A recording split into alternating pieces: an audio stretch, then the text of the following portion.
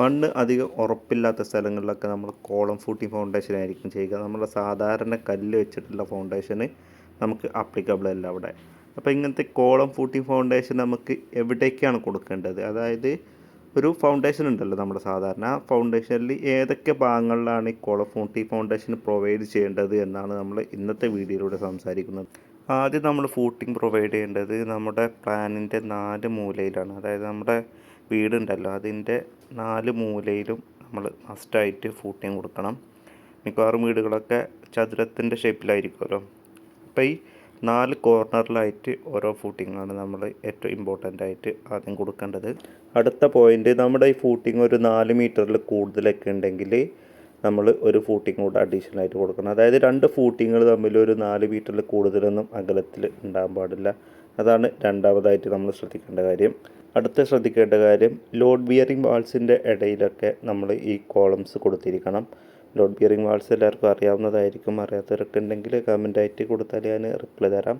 അപ്പോൾ load bearing വാൾസിൻ്റെ ഒക്കെ ഇടയിൽ നമ്മൾ ഒരു ഫൗണ്ടേഷൻ പ്രൊവൈഡ് ചെയ്യണം. അടുത്തായിട്ട് കൊടുത്തിരിക്കേണ്ടത് സ്റ്റെയർ കേസൊക്കെ വരുന്ന ഭാഗത്താണ്. സ്റ്റെയർ കേസൊക്കെ വരുന്ന കോർണറുകളിലൊക്കെ നമ്മൾ ഈ ഒരു കോളം ഫൂട്ടിംഗ് ഫൗണ്ടേഷൻ കൊടുത്തിരിക്കണം. സ്റ്റെയർ കേസൊക്കെ നോർമലി ഹെവി വെയിറ്റ് വരുന്ന സ്ഥലങ്ങളാണ്. അപ്പം ആ ഭാഗങ്ങളിലൊക്കെ നമ്മൾ ഈ കോളം ഫൂട്ടിംഗ് ഫൗണ്ടേഷന് കൊടുക്കണം. ഇനി അടുത്ത കൊടുത്തിരിക്കേണ്ടത് ഹെവി ലോഡ്സ് ഒക്കെ വരുന്ന ഭാഗത്ത്, അതായത് നമ്മുടെ വാട്ടർ ടാങ്കോ അല്ലെ അതുപോലെ നമ്മുടെ ജനറേറ്റർ അങ്ങനത്തെ കാര്യങ്ങൾ വരുന്ന ഭയങ്കര ഹെവി ലോഡ്സ് ഒക്കെ വരുന്ന ഏരിയകളൊക്കെ ഉണ്ടെങ്കിൽ ആ ഭാഗത്തൊരു അഡീഷണൽ കോളം ഫൂട്ടിംഗ് ഫൗണ്ടേഷൻ നമ്മൾ പ്രൊവൈഡ് ചെയ്യണം. പിന്നെ നമ്മുടെ പാർക്കിംഗ് ഏരിയയിലൊക്കെ യൂഷ്വലി നമ്മളൊരു കോളം ഫൂട്ടിംഗ് ഫൗണ്ടേഷനും അതുപോലെ മുകളിൽ കോളംസൊക്കെ കൊടുക്കാറുണ്ട്. അതുപോലെ ഈ ആർച്ചുകൾ വരുന്ന ഭാഗത്ത് ഒക്കെ നമ്മളിങ്ങനെ കൊടുക്കാറുണ്ട്. അതുപോലെ ബാൽക്കണിയിൽ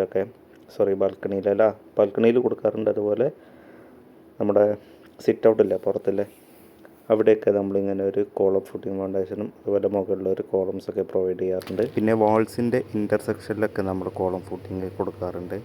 അപ്പോൾ ഇത്തരം ഭാഗങ്ങളിലൊക്കെയാണ് നമ്മൾ നോർമലി കോളം ഫൂട്ടിങ്സ് പ്രൊവൈഡ് ചെയ്യാറുള്ളത്. അപ്പോൾ വീടിന് കോളം ഫൂട്ടിംഗ് ഫൗണ്ടേഷനൊക്കെ ചെയ്യുന്നവരുണ്ടെങ്കിൽ ഈ കാര്യങ്ങളൊക്കെ ശ്രദ്ധിക്കുക. ഈ കാര്യങ്ങളിലൊക്കെ നമുക്ക് ഫൂട്ടിങ് കൊടുത്തിട്ടുണ്ടോ എന്ന് നോക്കുക.